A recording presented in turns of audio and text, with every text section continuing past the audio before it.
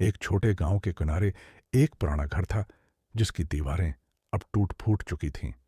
उस घर के बारे में कहानियां बहुत मशहूर थीं।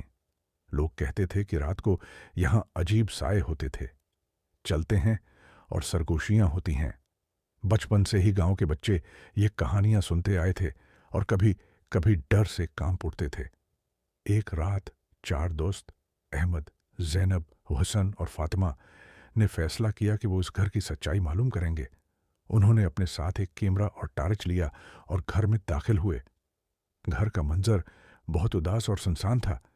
दरवाजे खसखसाते हुए बंद हो रहे थे और दीवारों पर पुरानी तस्वीरें लटकी हुई थीं। घर के अंदर कदम रखते ही उनकी सांसें तेज हो गईं।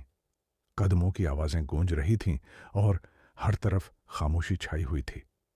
थोड़ी देर बाद वो एक बड़े कमरे में पहुंचे जिसमें एक बड़ा सा आईना था।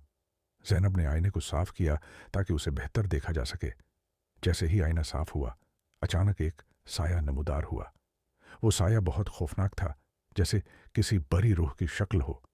इसी लम्हे उन्हें एक हल्की सी सरगोशी सुनाई दी, यहां से निकल जाओ।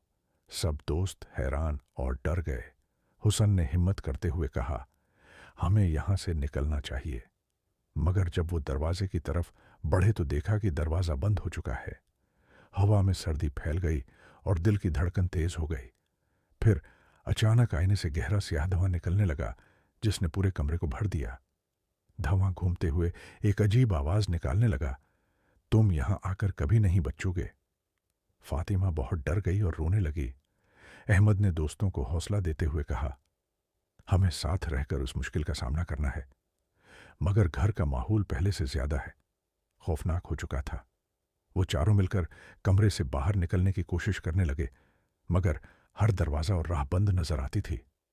आखिरकार उनकी कैमरे की आखिरी रिकॉर्डिंग ने उनकी आवाजें कैद कर लीं।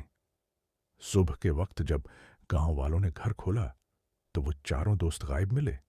सिर्फ उनके जूते और एक टूटा हुआ कैमरा मिला जिसमें आखिरी हिफ्ता सरगोशियां सुनाई दे रही थीं। आज भी गांव वाले कहते हैं कि रात को उस घर से खौफनाक आवाजें आती हैं।